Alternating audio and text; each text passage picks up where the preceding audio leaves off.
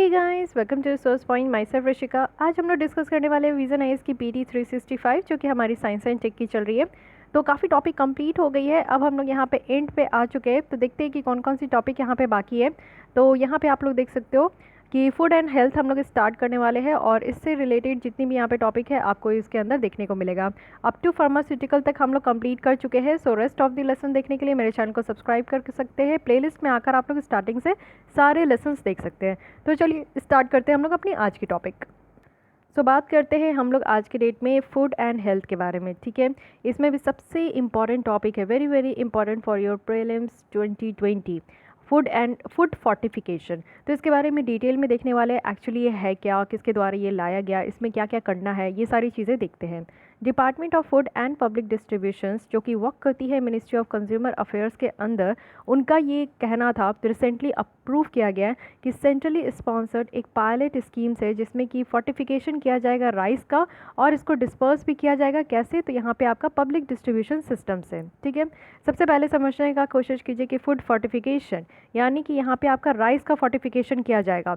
अब फोर्टिफिकेशन किया जाएगा, इसका क्या मतलब हो रहा है? यानी कि इसमें आपके एडिशनल यहाँ पे आपको न्यूट्रिशंस दिया जाएगा, कुछ चीज़ें ऐड की जाएगी जिसमें कि अगर आप लोग राइस को कंज्यूम करते हो तो आपको यहाँ पे विटामिन अच्छा मिलेगा, आपको मिनरल्स दिया जाएगा, एक्स्ट्रा दिया जाएगा, एक्स्ट्रा आपके जो है यहाँ पे मिनरल्स, विटामिन, न्यूट्रिशंस, ये सारी चीज़ें आपको जो है दी जाएगी। ओके, तो एक्स्ट्रा न्यूट्रिशंस को यहाँ पे बढ़ाने के लिए, क्योंकि आप लोगों को पता है कि हमारे इंडिया में जो लोग हैं उनकी न्यूट्रिशंस की बहुत ज़्यादा कमी होती है, स्पेशली एडोलेसेंट गर्ल में आप बात कर सकते हो या फिर आप लोग प्रेग्नेंट वीमेंस वगैरह में बात कर सकते हो।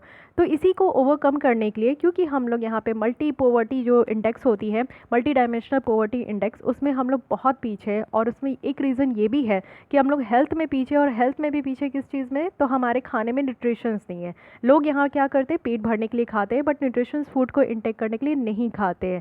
ठीक है, तो यहाँ पे न्यूट्रिशंस ज़्यादा होना चाहिए, क्योंकि राइस आप लोगों को पता है कि ऑल ओवर इंडिया में ये आपका खाया जाता है, चाहे नॉर्थ इंडिया हो या साउथ इंडिया हो, और ऑल ओवर द इंडिया में आपको मैक्सिमम पोर्शंस में देखने को मिलेगा कि राइस की प्रोडक्शंस होती है। ठीक है, इसका कोई सर्टेन आपका सीज़न नहीं होता है, ऑल टाइम ये अवेलेबल होता है। तो इसलिए राइस में अगर फोर्टिफाई किया जाएगा तो मैक्सिमम लोगों को इसके अंदर जो है ना इंक्लूड किया जा सकता है। ठीक है, तो यहाँ पे इसके करने की बात है। साथ ही यहाँ पे बात की जा रही है कि सेंट्रली स्पॉन्सर्ड पायलट स्कीम्स के द्वारा, कहने का मतलब है कि पायलट स्कीम्स यानी कि छोटी छोटी एरिया में पहले इसको जो है आपका इम्प्लीमेंट कराया जाएगा, फिर उसके बाद सेंट्रली स्पॉन्सर है यानी कि स्टेट गवर्नमेंट और सेंट्रल गवर्नमेंट दोनों मिलकर इसमें जो है काम करेंगे, और फिर इसको जो है आपका डिस्पर्स भी किया जाएगा, लोगों को दिया भी जाएगा, पीडीएस के थ्रू दिया जाएगा। पीडीएस क्या होता है? पब्लिक डिस्ट्रीब्यूशन सिस्टम होता है, एक आपका सिस्टम होता है जिसमें कि लोगों को यहाँ पे अनाज, फूड ग्रेन्स वगैरह डिस्ट्रीब्यूट किया जाता है। तो ये जो है बिलो पॉवर्टी लाइन के पीपल्स को भी दी जाती है, अपर पॉवर्टी लाइंस के भी, अवर पॉवर्टी लाइंस के भी पीपल्स को दी जाती है। ओके, तो मेनली यहाँ पे देखते हैं कि फाइनेंशियल असिस्टेंस जो है up to 90% in case of north east India, north east state में, हिली स्टेट में, आइलैंड स्टेट में, और अप टू 75% है रेस्ट ऑफ द स्टेट में, जिसको कि एक्सटेंड किया जाएगा, वो भी आपका गवर्नमेंट ऑफ इंडिया के द्वारा। तो फाइनेंशियल असिस्टेंस यहाँ पे आपका गवर्नमेंट ऑफ इंडिया के द्वारा दिया जा रहा है। तो मैक्सिमम आप लोग देख रहे हो कि फाइनेंशियल असिस्टेंस दिया ही जा रहा है, तो प्रॉब्लम नहीं है। गवर्नमेंट ऑफ इंडिया की बात करें तो वो सारे स्टेट और यूनियन टेरिटरीज़ को एडवाइस की है कि स्पेशली खास करके वो स्टेट और यूनियन टेरिटरीज़ जो कि यहाँ पे वीट फ्लोर को डिस्ट्रीब्यूट करती है पीडीएस के थ्रू, और यहाँ पे डिस्ट्रीब्यूट करती है फोर्टिफाइड वीट फ्लोर को, वो भी आपका पीडीएस के थ्रू। तो उनको यहाँ पे स्पेशली ऐसा कहा गया है कि आप लोग जो है इस तरीके का काम कीजिए, फूड फोर्टिफिकेशंस पे ज़्यादा ध्यान दीजिए। सो बेसिक अब हम लोग समझने का कोशिश करते हैं कि एक्चुअली ये फंडा क्या है, फूड फोर्टिफिकेशंस का मतलब क्या होता है। फूड फोर्टिफिकेशंस का मतलब होता है कि माइक्रो न्यूट्रिएंट का एडिशन, वो भी खाने में, और जिससे कि अगर आपकी बॉडी में किसी भी चीज़ की कमी है, चाहे वो विटामिन की कमी है, प्रोटीन की कमी है, आपकी कुछ मिनरल्स की कमी है, तो वो सारी कमी आपकी पूरी हो पाएगी और आपका हेल्थ एक बेनिफिट आपको मिल पाएगा। साथ ही ये सारी जो न्यूट्रिएंट है ये आपका ओरिजिनली उस फूड में प्रेजेंट हो या ना हो प्रोसेस करने से पहले, लेकिन फिर भी ये ऐड किया जाएगा। अगर फूड सेफ्टी और स्टैंडर्ड रेगुलेशन 2018 के हिसाब से देखें तो फोर्टिफिकेशन जो स्टेपल फूड का है उसको यहाँ पे मैंडेटरी नहीं किया गया है। तो ये भी बात आप लोगों को ध्यान रखना है कि स्टेपल फूड्स का जो है वो मैंडेटरी नहीं है कि ये करना ही करना है। साथ ही फूड फोर्टिफिकेशन की बात करें तो कॉम्प्लीमेंट्री स्ट्रैटेजी है और इसको रिप्लेसमेंट नहीं किया जा सकता है कोई भी आपका बैलेंस्ड और डाइवर्सिफाइड डाइट से, ठीक है, जो कि यहाँ पे माल न्यूट्रिशंस को, कुपोषण को एड्रेस करती है। तो फूड फोर्टिफिकेशंस जो है ये आपका जो है कम्प्लीमेंट्री स्ट्रैटेजी है, ठीक है। ऐसा नहीं है कि इसको रिप्लेस करने का कोई भी चीज़ है, ये एडिशन हो रहा है, आपका एड ऑन हो रहा है, किसी भी चीज़ को रिप्लेस करके फोर्टिफिकेशन नहीं किया जा रहा है। तो ये भी ध्यान रखिएगा। फूड फोर्टिफिकेशन से क्या होता है कि हेल्थ इंप्रूव हो सकती है लार्ज सेक्शंस ऑफ पॉपुलेशन की, साथ ही साथ यहाँ पे आपका न्यूट्रिएंट्स का ऐड ऑन होता है। अगर इसको यहाँ पे स्टेपल फूड में भी ऐड किया जाएगा तो ये वाइडली कंज्यूम किया जाता है। जैसे आपका स्टेपल फूड्स क्या क्या हो गया, राइस हो गई, व्हीट हो गई, पल्सेस हो गई, है ना, ये सारी जो जो सारे नॉर्मल लोग सब कोई खाते ही है, हमारे जितने भी ह्यूमन बींग्स हैं वो सब कोई खाते हैं। तो उसमें जो है अगर किया जाता है तो लार्ज नंबर ऑफ पीपल्स को यहाँ पे कवर किया जाएगा। साथ ही फूड फोर्टिफिकेशन की बात करें तो ये बिल्कुल सेफ मेथड है। ऐसा नहीं है कि मान लीजिए कि इसमें कुछ आपका एक्स्ट्रा कलर ऐड किया जा रहा है, कोई केमिकल ऐड किया जा रहा है, तो इस तरीके का तो है नहीं। तो हमारे बॉडी के लिए पूरी तरीके से ये आपका सेफ़ है। साथ ही सोशियो कल्चरली एक्सेप्टेबल भी तरीका है, यानी कि हमारे आप लोग देखो कि अगर अब तक सुन लिए हो, इससे पहले आपको नहीं भी पता होगा, तो अभी भी सुन के आप लोग को अच्छा लग रहा होगा कि चलो ठीक है, सरकार का ये तो बहुत अच्छा तरीका है कि सरकार जो है इस तरीके से हमें न्यूट्रिशंस प्रोवाइड कर रही है। तो ये एक आप लोग क्या कर रहे हो कि इसको एक्सेप्ट कर रहे हो, किसी भी तरीके से आपका जो है नेगेटिव थॉट तो निकल कर नहीं आ रहा है कि नहीं यार इसको एक्सेप्ट नहीं करेंगे, इसको नहीं खाएंगे, इसको कंज्यूम नहीं करेंगे, पता नहीं क्या हो जाएगा, दिस डैट, है कि नहीं। वो भी अगर आ रहा है तो आप लोग और फर्दर गूगल कर सकते हो, जिससे कि आप लोग को किसी भी तरीके का डाउटर क्वेरीज ना हो।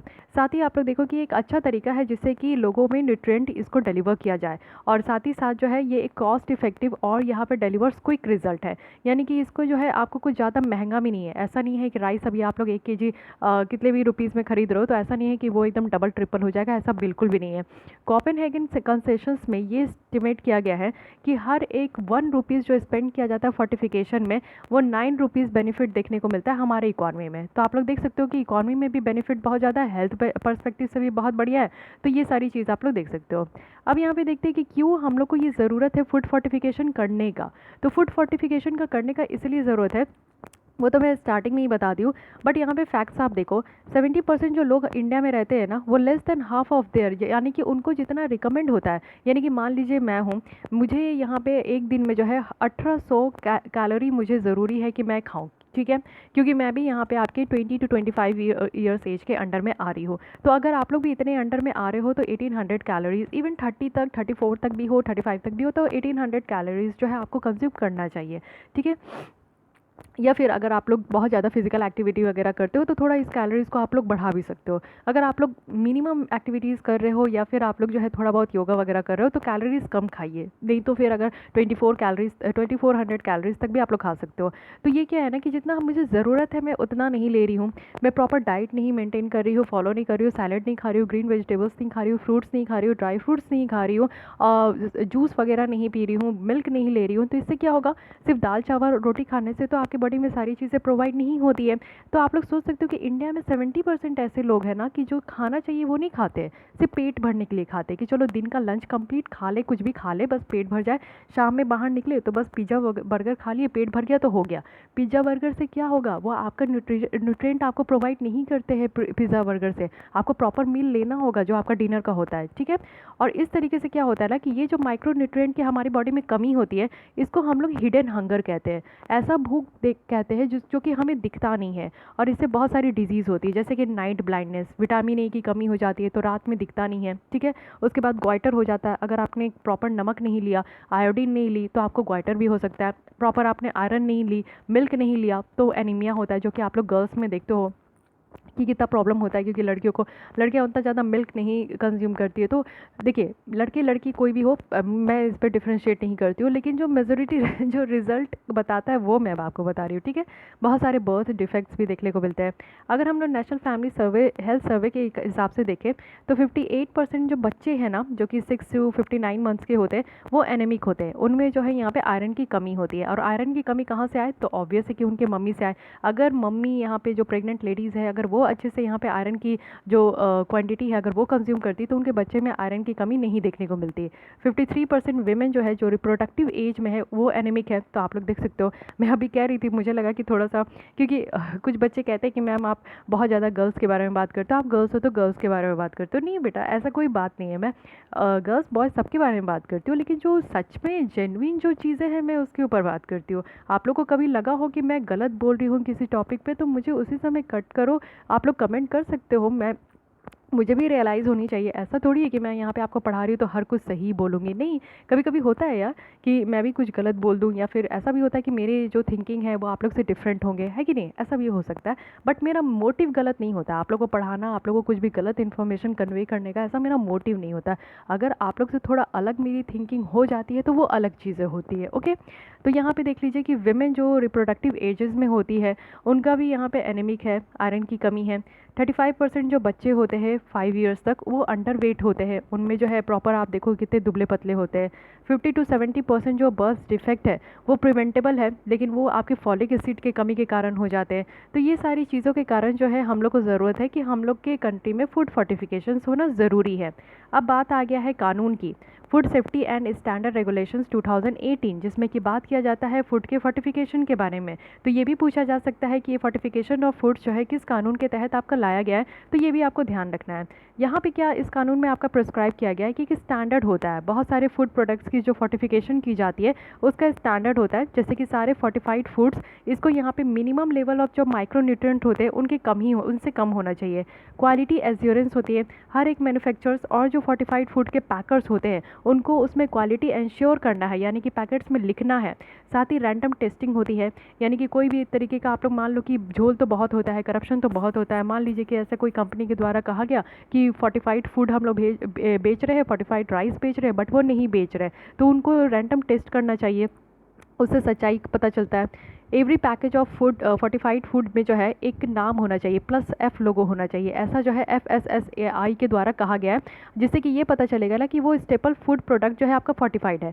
+F लोगो आप लोग जो है ना पतंजलि के मस्टर्ड ऑयल में भी आप लोग देखोगे, कच्ची घनी जो होती है उसमें भी +F लोगो है, तो इससे भी आप लोग को पता चलेगा कि वो फोर्टिफाइड है। उस तरीके के आप लोग पैकेज्ड फूड को जो है ना, आप पैकेज्ड फूड तो वो नहीं है, वो ऑयल है, कच्ची घनी है, लेकिन मैं भी प्रेफर करूँगी क्योंकि वो सब सारी चीज़ें हमारे हेल्थ के लिए बहुत अच्छी होती है।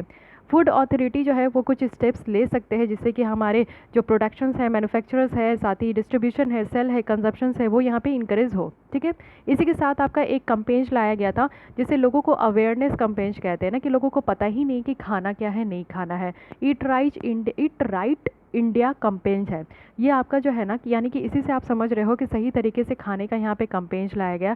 नया टैगलाइन है, लोगो है, सही भोजन बेहतर जीवन, ये रिलीज़ किया गया है यूनियन हेल्थ मिनिस्टर के द्वारा। अब देखते हैं कि ईट राइट इंडिया मूवमेंट में है क्या। इसको बेसिकली लॉन्च किया गया था 2018 में ही, वो भी FSSAI के द्वारा, जिससे कि जो पब्लिक हमारी है, इंडिया के जो लोग हैं, उनके पब्लिक हेल्थ को इम्प्रूव करना, जो नेगेटिव यहाँ पे न्यूट्रिशनल ट्रेंड्स है उसको यहाँ पे ख़त्म करना, जो हमारा लाइफस्टाइल बदलते जा रहा है जिसके थ्रू हम लोग बहुत सारे डिजीज़ को इन्वाइट कर रहे हैं, तो वो सारी चीज़ों को यहाँ पे कट डाउन करना। इसमें क्या है कि 2 ब्रॉड पिलर्स है, एक है ईट हेल्दी और ईट सेफ, यानी कि आप अगर हेल्दी खाते हो, खाना अच्छे, आप लोग फ्रेश फ्रूट्स वगैरह लेते हो, वेजिटेबल्स लेते हो, ग्रीन वेजिटेबल्स लेते हो, तो ये सारी चीज़ें क्या है कि हेल्दी है। ये सारी चीज़ें आप खाओगे तो आप ऑब्वियस है कि सेफ़ रहोगे। ठीक है, आपको कोई ज़्यादा डिजीज़ होने की चांसेस नहीं होगी। और इसके साथ क्या है कि 3 ऑनगोइंग जो इनिशिएटिव है FSSAI की, उसको भी यहाँ पे जो है एक साथ लाया गया है। तो क्या क्या है वो देख लीजिए। सबसे पहला है safe and nutritious food initiative, जो कि फोकस किया जाएगा सोशल और बिहेवियर चेंज लाने के लिए। ये भी बहुत ज़्यादा ज़रूरी है। सिर्फ टॉयलेट बनाना और लोगों को ये सिखाना कि ओपन में टॉयलेट नहीं करना है, दरवाजे बंद करके टॉयलेट करना है, यही इसी में सिर्फ बिहेवियर चेंज लाने की ज़रूरत नहीं है। हमारे इंडिया में लोगों की हैबिट में, फूड हैबिट में भी बिहेवियर चेंज लाने का बहुत ज़्यादा ज़रूरत है। बहुत लोगों को यही नहीं पता होता है कि कब कब खाना चाहिए और क्या क्या खाना चाहिए और पैटर्न क्या होना चाहिए खाने का। ठीक है, अगर ये सारी चीज़ें आप लोग अच्छे तरीके से जान रहे हो, खा रहे हो, नहीं जानते हो तो गूगल करो, सारी चीज़ें तो अवेलेबल है गूगल में। कितना खाओगे तो क्या कैलोरी आपके बॉडी में आएगा, ये सारी चीज़ें आप लोग गूगल करके देख सकते हो, है कि नहीं। मैं अगर बताने चलूँ तो वो तो टॉपिक ही अलग हो जाएगा। लेकिन हाँ, अपने डाइट में ना मैं ज़रूर 2-3 चीज़ बोलूँगी कि आप लोग इंक्लूड करो। एक तो सुबह उठो तो कोई ना कोई ड्रिंक लो, जैसे पतंजलि की आपकी एलोवेरा जेल आती है, या फिर आप लोग आंवला का जूस आता है, इन सब में से या फिर दोनों को मिक्स करके भी आप ले सकते हो, या फिर कोई एक पर्टिकुलर ड्रिंक लो, नहीं तो कुछ लेमन वाटर, आप हनी वाटर, ज़रूर कुछ पियो। गर्म पानी आप लोग को थोड़ा सा लुकवार्म वाटर पीना चाहिए, या फिर ये सारी चीज़ें जो है पीना ही चाहिए। एक तो लिक्विड आप लोग को मस्ट हैव है, ये आप लोग एकदम गांठ बांध के ले लो, ठीक है। और लुकवार्म वाटर के साथ आप लोग ये एक जो है हाफ ग्लास या फिर 1 मग जो है आप लोग ये ले सकते हो। उसके बाद जो है एक विटामिन सी की फ्रूट्स ज़रूर खाओ। विटामिन सी मैं इसीलिए बोल रही हूँ, इसका फोकस यही है कि सोशल और बिहेवियर चेंज लाना, ठीक है। और कहाँ फूड सेफ्टी न्यूट्रिशन जो कि हम लोग घर पे लेते हैं, खाने खाते हैं, स्कूल में जो मिड डे मील चलता है उसके लिए, वर्क प्लेस में या फिर कहीं पे भी आप लोग जाते हो कुछ भी खाते हो, तो उसके लिए आप लोग को जो है ये समझना होगा कि सेफ फूड खाना है, न्यूट्रिशियस फूड खाना है। साथ ही ईट हेल्दी कंपेन्ज है, यानी कि हेल्दी कीजिए, हेल्दी आप लोग जो है डाइट लीजिए। जैसे कि डेली इनटेक आप लोग का salt, sugar, fat, phasing out trans fat, ये सब की जो है ना इस पर आपका फोकस्ड होना चाहिए। साथ ही फूड फोर्टिफिकेशन की बात करें तो यहाँ पे आप लोग को 5 स्टेपल फूड्स पे ध्यान देना है। जैसे व्हीट फ्लोर हो गया, राइस हो गया, चावल हो गया, आटा हो गया, ऑयल हो गया, मिल्क हो गया, सॉल्ट हो गया, तो ये सब तो खाना ही चाहिए। ये इसके साथ साथ विटामिन और मिनरल्स भी ऐड करना चाहिए, जिससे कि आपकी न्यूट्रिशनल कंटेंट और ज़्यादा इनरिच हो जाए। ईट राइट मूवमेंट की बात करें तो ये आप लोग को देखो कि इसमें जो है डिमांड और सप्लाई साइड में, दोनों साइड में जो है सारे स्टेक होल्डर्स एक साथ आकर काम करेंगे। डिमांड साइड में क्या होगा कि ईट राइट मूवमेंट के थ्रू जो है यहाँ पे सिटीजन्स को फोकस करना है कि वो राइट चॉइस करें, यानी कि खाने का चॉइस उनका राइट हो। अगर मैं यहाँ पे डेली एक एप्पल खाती हूँ, एक प्रोमेग्रेनेट की अगर जूस पीती हूँ, तो ये मेरी डिमांड है। अगर मैं इसे डेली कंज्यूम कर रही हूँ तो सप्लाई साइड क्या होगा कि सरकार को यहाँ पे सप्लाई कराना होगा, क्योंकि लोगों की डिमांड है। मेरी ऐसी डिमांड है तो पता नहीं कितने लोगों की किस तरीके की डिमांड होगी। तो डिमांड बढ़ेगा, अच्छे फूडों का डिमांड बढ़ेगा तो सप्लाई भी बढ़ेगा, ठीक है। सप्लाई डिमांड दोनों एक ही साथ चलता है। डिमांड घटा तो सप्लाई घट जाता है, तो यही चीज़ पे ध्यान देना है। अब यहाँ पे आते हैं ट्रांस फैट के बारे में बात करते हैं कि ट्रांस फैट होता क्या है। WHO के द्वारा यहाँ पे डेवलपिंग नेशंस को कहा गया है कि जो man made trans fatty acid है ना, इसको रिमूव करना है फूड सप्लाई से। और 2 तरीके के ट्रांस फैट एसिड होते हैं।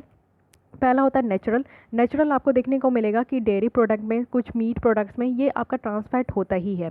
सेकंड है कि आर्टिफिशियल भी होता है, यानी कि ये आपका क्रिएट किया जाता है। जब ऑयल जो है हाइड्रोजनेशंस में चल जाता है, तब इसमें क्या होता है कि यहाँ पे आपका हाइड्रोजन को ऐड किया जाता है लिक्विड ऑयल में, और इससे ज़्यादा से ज़्यादा सॉलिड बनाया जाता है। ये एक तरीके का प्रोसेस है जिसमें कि आपका ट्रांस फैट को जो है आर्टिफिशियली यहाँ पे बनाया जाता है। लेकिन जो नेचुरली अकरिंग होता है ट्रांस फैट, वो तो सही है, उतना तो हमारे बॉडी में ऐसे भी जा रहा है। अगर आप लोग मीट वगैरह, चिकन वगैरह कंज्यूम कर रहे हो तो आपके बॉडी में जा ही रहा है। डेयरी प्रोडक्ट तो आप लोग खा ही रहे होंगे, किसी ना किसी फॉर्म में आप लोग लेते ही होंगे, दूध, दही, अब तो लस्सी गर्मी में है, तो कुछ भी तरीके से आप लोग ले रहे हो तो आपके बॉडी में ट्रांस फैट जा ही रहा है, ठीक है। एक्स्ट्रा आप लोग को लेने की ज़रूरत नहीं है। जो नेचुरली अकरिंग है ये कभी भी हार्म नहीं करता, या इसमें आपको प्रॉब्लम देखने को नहीं मिलेगा, इससे आप लोग को ज़्यादा मोटापा नहीं होगा।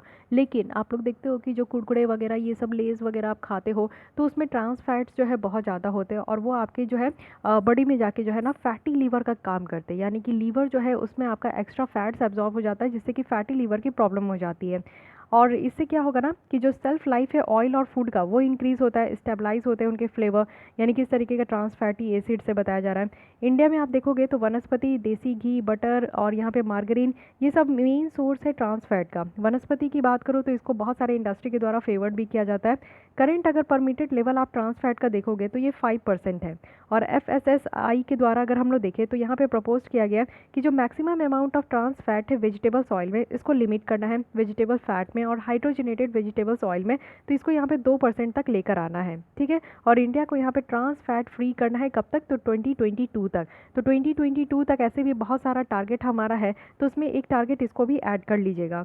WHO के द्वारा ये रिलीज़ किया था कि स्टेप बाय स्टेप यहाँ पे गाइड दिया जाएगा रिप्लेस का, जिसके थ्रू ट्रांस फैट एसिड को फूड से 2023 तक जो है यहाँ पे एलिमिनेट करना है। तो FSSAI का यहाँ पे जो है एलिमिनेट करने का जो टारगेट है वो 2022 तक है, लेकिन WHO का जो यहाँ पे टारगेट है वो 2023 तक है। तो दोनों आप लोग को याद रखना है। हम लोग जो मॉर्निंग में इनसाइट IAS की जो क्विज सॉल्व करते हैं, उसमें मैं ये वाली आपकी क्विज सॉल्व कराई थी, तो आप लोग को ध्यान होगा, ठीक है। तो देखिए क्वेश्चन यहीं से डायरेक्टली निकल कर आते हैं, आप लोग को कहीं पे भी और ज़्यादा पढ़ने की ज़रूरत नहीं है। Coming to the next article, that is national digital health blueprint. तो ब्लूप्रिंट आप लोग जानते हो कि क्या होता है। जैसे कि मान लीजिए कि अभी आप लोग की प्रीलिम्स होने वाली है, तो उससे पहले जो है मैं आपको ब्लूप्रिंट प्रोवाइड कर दूँ, यानी कि ज्योग्राफी से आपकी इतनी क्वेश्चंस आने वाली है, इस टॉपिक से आने वाली है, हिस्ट्री में आप लोग को इतना क्वेश्चंस पढ़ना है, इतने इतने टॉपिक से पढ़ना है। तो ये क्या होता है, एक ब्लूप्रिंट होता है जिसके बेसिस पे आप लोग अपनी तैयारी को और ज़्यादा बूस्टअप कर सकते हो। तो यहाँ पे क्या है ना कि नेशनल डिजिटल हेल्थ को ब्लूप्रिंट बनाना है, यानी कि यहाँ पे जय सत्यनारायण कमेटी जो है उनकी रिपोर्ट यहाँ पे सबमिट की गई है, जिसका नाम है नेशनल डिजिटल हेल्थ ब्लूप्रिंट, और ये की गई है मिनिस्ट्री ऑफ हेल्थ को। ठीक है, यहाँ पे आप लोग देख लेते हैं इसके बारे में। नीति आयोग जो है वो यहाँ पे जो आइडिया दिया जा रहा है वो लास्ट ईयर ही इसको लेकर आई थी, और ये जो आइडिया है नेशनल डिजिटल हेल्थ ब्लूप्रिंट, ये आपका आर्किटेक्चर डॉक्यूमेंट है जो इसमें कि हम लोग नेशनल हेल्थ जो सिस्टम है उसको हम लोग इम्प्लीमेंट कर पाएंगे। विज़न यही है कि एक नेशनल डिजिटल हेल्थ इकोसिस्टम होना चाहिए जिसमें कि यूनिवर्सल हेल्थ कवरेज हो, यानी कि अच्छे तरीके से एफिशिएंट हो, एसेसिबल हो, साथ ही यहाँ पे इंक्लूसिव मैनर में हो, हेल्थ हमारा अफोर्डेबल हो, टाइमली हो, एक अच्छे मैनर में आपको हेल्थ प्रोवाइड किया जाना चाहिए। तो हर एक चीज़ जो है इसमें आपका इंक्लूड हो, साथ ही यहाँ पे सिक्योरिटी भी इंश्योर, तो यहाँ पे साथ ही साथ आपको सिक्योरिटी भी इंश्योर कराना है, कॉन्फिडेंशियलिटी भी इंश्योर करानी है कि जो भी पेशेंट आते हैं उनके जितने भी उनकी जो भी आपके डॉक्यूमेंट्स वगैरह है वो एकदम कॉन्फिडेंट हो।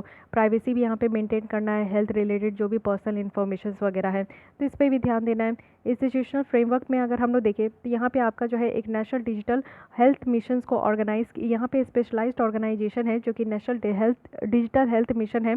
इससे क्या होगा कि जो ब्लूप्रिंट है उसको इम्प्लीमेंट किया जाएगा, जो नेशनल डिजिटल हेल्थ इकोसिस्टम का है उसको प्रमोट किया जाएगा, फैसिलिटेट किया जाएगा, कुछ स्टैंडर्ड एंड रेगुलेशंस होंगे इनके, कुछ एक्शन प्लान रखा जाएगा कि किस तरीके से यहाँ पे आउटकम्स लेकर आना है, यानी कि यहाँ पे इलेक्ट्रॉनिक जो हेल्थ रिकॉर्ड है उसको एक्सेस होना चाहिए, लोगों को एक अच्छा खासा केयर मिलना चाहिए, यूनिक यहाँ पे हेल्थ आईडी हो सारे लोगों के पास, डेटा एनालिटिक्स हो, इलेक्ट्रॉनिक हेल्थ रिकॉर्ड हो, तो ये सारी चीज़ें यहाँ पे होनी चाहिए। अब बात करते हैं यहाँ पे हम लोग नेशनल हेल्थ स्टैक के बारे में। So what is this? National health stack जो है एक डिजिटल इंफ्रास्ट्रक्चर है जिसका एम है कि यहाँ पे हेल्थ केयर सिस्टम को ज़्यादा से ज़्यादा ट्रांसपेरेंट बनाना है, रोबोस्ट बनाना है, और स्मूथ फंक्शनिंग होना चाहिए हेल्थ केयर इंटरवेंशन का। जैसे कि आप लोग आयुष्मान भारत को देखो, इसमें क्या है कि बहुत सारे लोगों को इसमें कवर किया गया है, इंश्योरेंस दी जा रही है, इंश्योरेंस नहीं है इसमें आपका जो है, जैसे सेकेंडरी और टर्शरी लेवल पे जो आपका ट्रीटमेंट कराते हो उसके लिए यहाँ पे आपको इंक्लूड किया गया है। कंपोनेंट अगर हम लोग नेशनल हेल्थ स्टैक के बारे में बात करें तो ई नेशनल हेल्थ रजिस्ट्री है जिसमें कि आप लोग को ऑनलाइन यहाँ पे जो हेल्थ डेटा है वो यहाँ पे रजिस्टर किया जाएगा। कवरेज और क्लेम प्लेटफॉर्म होगा जो कि हेल्थ प्रोटेक्शन स्कीम के लिए है, जैसे कि आयुष्मान भारत है।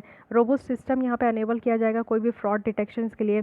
फेडरेटेड पर्सनल हेल्थ रिकॉर्ड होगा, नेशनल हेल्थ एनालिटिक प्लेटफॉर्म होगा जहाँ पे आपके जो भी हेल्थ है किसी भी लोगों का तो उसको यहाँ पे एनालिसिस किया जाएगा। अदर यहाँ पे हॉरिजेंटल कंपोनेंट होगी जैसे कि यूनिक डिजिटल हेल्थ आईडी है, हेल्थ यहाँ पे डेटा डिक्शनरी है, सप्लाई चेन मैनेजमेंट किया जाएगा ड्रग्स वगैरह सबका। तो ये सारी चीज़ें जो है यहाँ पे आपको देखने को मिलेगी जो कि यहाँ पे नेशनल हेल्थ स्टैक के बारे में आपका दिया गया है। ठीक है, तो ये तो सारी बातें रही हमारी हेल्थ से रिलेटेड। एक और है जो कि काफ़ी ज़्यादा न्यूज़ में था, इसको कहते हैं e cigarette, electronic cigarette.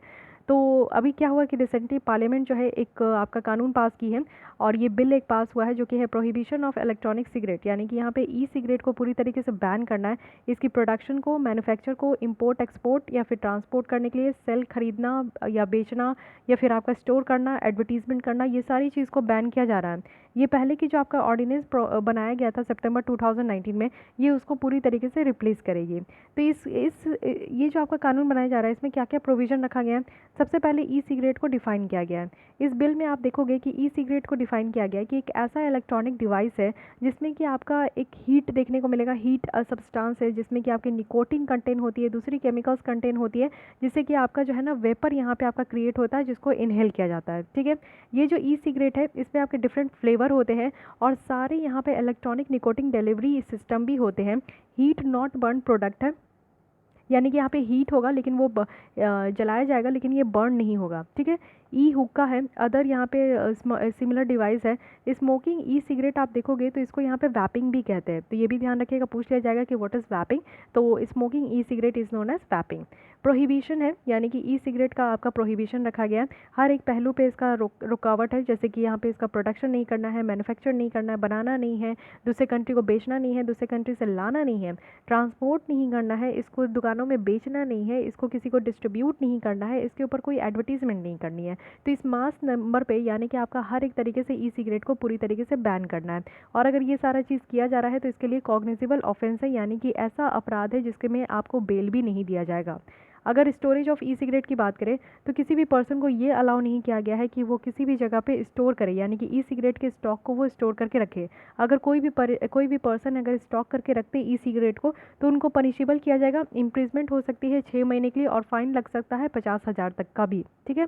Power अगर हम लोग ऑथराइज्ड ऑफिसर्स का देखें तो कोई भी यहाँ पे जो ऑथराइज्ड ऑफिसर्स है वो बिलीव करते हैं कि कोई भी प्रोविज़न इस बिल में है वो यहाँ पे आपका बिल्कुल से कॉन्ट्रावेंट है, और वो यहाँ पे कोई भी प्लेस को सर्च कर सकते हैं। कहीं पे अगर मान लो ई सिगरेट का ट्रेड हो रहा है, कहीं पे भी प्रोडक्शन हो रहा है, स्टोरेज हो रहा है, एडवर्टाइज हो रहा है, तो उसको वो अपने अंदर में ले सकते हैं। यहाँ पे एक ऑथराइज्ड ऑफिसर्स है जो कि कोई भी रिकॉर्ड या कोई भी प्रॉपर्टी जो कि ई सिगरेट से कनेक्टेड है तो उसको भी वो सीज़ कर सकते हैं। और ये जब वो सर्च कर रहे हैं, अगर उसके सर्च के दौरान अगर उनको इन सारी चीज़ों का मिल जाता है ई सिगरेट से रिलेटेड कुछ भी, तो वो उसको सीज़ भी कर सकते हैं। और यहाँ पे जो है कोई भी पर्सन अगर कनेक्टेड है इस तरीके से आपका ई सिगरेट के किसी भी केस में, चाहे वो मैन्युफैक्चरिंग में कनेक्टेड है, चाहे प्रोडक्शन में, चाहे इंपोर्ट एक्सपोर्ट में, तो उन सबको यहाँ पे अपराध में लिया जाएगा, उनके ऊपर अपराध लगाया जाएगा और उनको कस्टडी में लिया जाएगा। ठीक है। तो ई सिगरेट काफ़ी न्यूज़ में थी तो पता होना चाहिए आप लोग को। आइए कुछ और इसी से रिलेटेड कुछ न्यूज़ देख लेते हैं। ये है आरोग्य पच्छा प्लांट। तो आप लोग को पता है कि कुछ न्यू प्लांट की स्पेशीज़ की अगर मिल जाती है, कुछ न्यू एनिमल या फिर कुछ न्यू आपका जो है स्पेसीज डिस्कवर होता है तो उसके ऊपर जो है यूपीएससी क्वेश्चंस पूछ लेती है। तो ये है आरोग्य पक्षा प्लांट। तो साइंटिस्ट जो है वो यहाँ पे जेनेटिक जो मेकअप है आरोग्य पक्षा, इसका एक साइंटिफिक आपका नेम है, यहाँ पे देख सकते हो, इसको यहाँ पे डिकोड किया गया है। सो आरोग्य पक्षा क्या है, एकदम से याद रखना है कि एक मेडिसिनल प्लांट है, दवाई वाली प्लांट है, जो कि आपको अगस्त्यमाला में देखने को मिलेगा। सो ए फॉर आरोग्य पक्षा, ए फॉर अगस्त्यमाला, तो इस तरीके से आपको याद रखना है।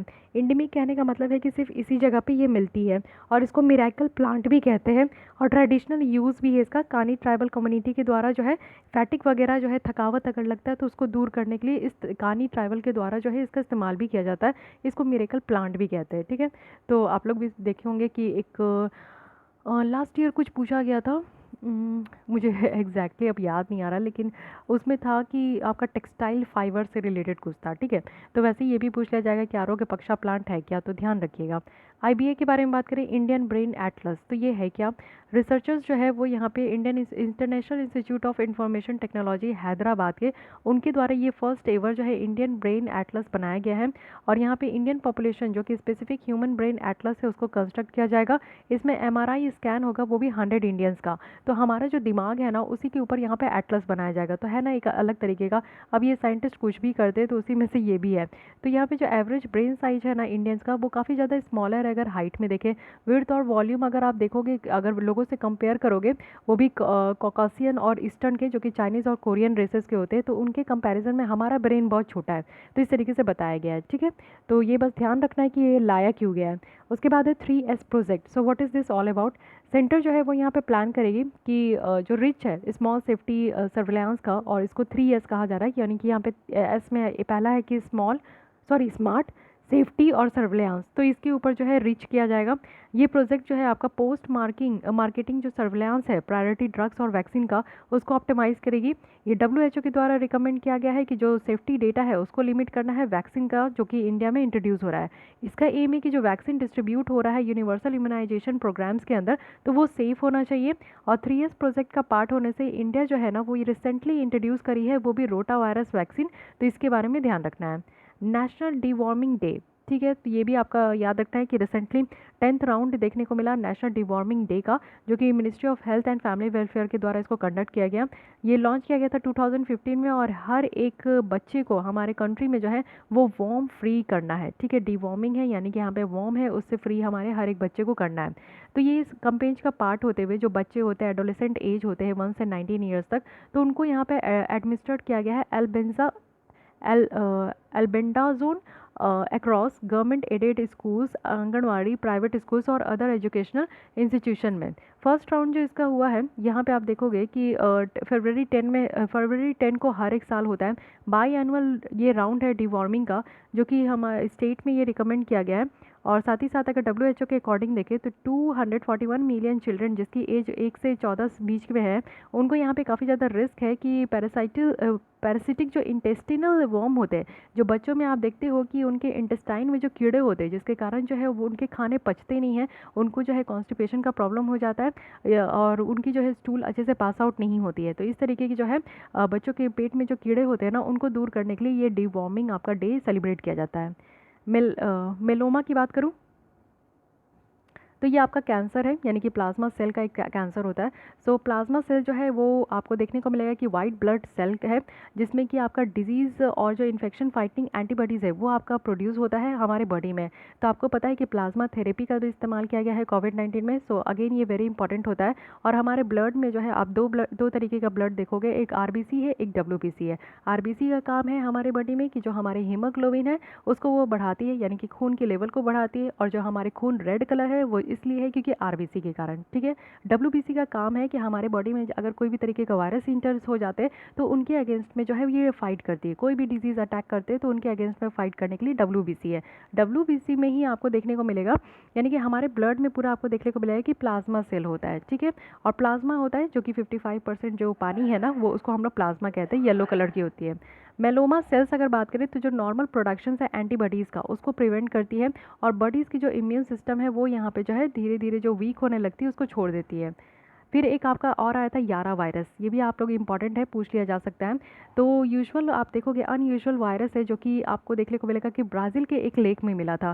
तो ये अमोएबा को इन्फेक्ट किया था, और इसकी जो जीन है ना वो अभी तक इससे पहले कभी डिस्कवर्ड नहीं किया गया था। लेकिन ये चैलेंज किया जा रहा है कि कैसे ये डीएनए वायरस को जो है क्लासीफाई किया जाए।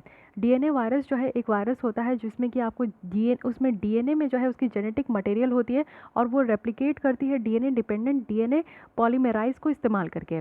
और ये जो अननोन प्रोटीन आपको देखने को मिलेगा, जो अमाउंट है इसमें जो येरा वायरस पार्टिकल्स को ये कंपोज करती है, ये एग्जिस्ट करती है वायरल वर्ल्ड में। और कितना इसका पोटेंशियल है न्यू वायरल जीनोम्स का वो अभी तक जो है डिस्कवर्ड करना है, ठीक है। तो यारा वायरस याद रखना है कहाँ पे ये आया है, तो एक अनयूजुअल है जो कि ब्राज़ील के लेक में देखने को मिला है। फर्दर इसके बारे में और कोई यहाँ पे न्यूज़ नहीं है, ठीक है। सो गाइज़ आज हम लोग इतने ही रखते हैं। नेक्स्ट टॉपिक हम लोग नेक्स्ट टाइम में स्टार्ट करेंगे, जो कि आईपीआर है। वेरी इंपॉर्टेंट टॉपिक है, आप लोगों को पता है कि आईपीआर वेरी इंपॉर्टेंट टॉपिक है, तो इसके बारे में each and every point detail में देखने वाले हैं। सो इसी तरीके से आप लोग को जो है पीटी 365 की रेस्ट ऑफ द लेसन कुछ बची हुई है जो कि मैं आपको प्रोवाइड कर दूंगी। तो अगर आप लोग को ये लेसन अच्छी लगती है तो आप लोग बस लाइक कर दीजिए, हेल्पफुल लगती है तो लाइक कर दीजिए। अपने दोस्तों के साथ भी ज़रूर शेयर कीजिएगा सोशल नेटवर्किंग साइट्स में भी, और हो सके तो मेरे चैनल को ज़रूर सब्सक्राइब कर लीजिए, क्योंकि सब्सक्राइब कीजिएगा तभी आपको मेरे नेक्स्ट वीडियो की अपडेशन मिल जाएगी। सो आज के लिए बस इतना ही। Thank you.